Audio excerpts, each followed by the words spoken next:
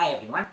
Having done many hip surgeries, I would like to everyone what are the types of hip surgeries that people of this elderly age group have when they fall down, they fracture, or they develop severe hip arthritis. Hip arthritis is when the joint is severely worn and it causes a lot of pain, and the ball and the socket of the hip requires you to be replaced so that you can maintain your normal activity.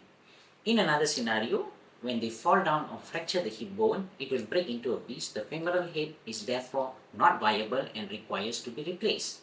So the first option would be a lesser risk surgery, which we call as bipolar hip replacement. We only replace the head of the femur and the rest native cup is sustained, so such that when the patient walks, the ball or the metal ball which is replaced rubs against the socket, and that is therefore enables the person to walk without any pain and mobilize fast.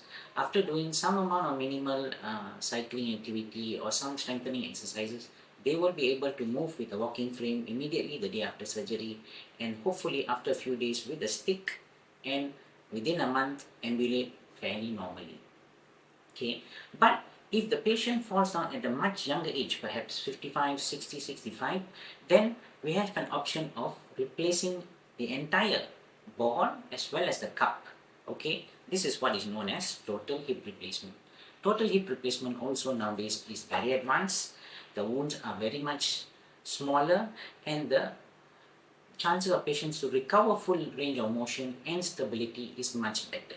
So when the total hip replacement is done, we will ensure that they have a relatively longer uh, lifespan of the implant, and they can return back to activities much faster uh, after they fall down or they fracture their hip. In severe hip arthritis, total hip replacement is the option.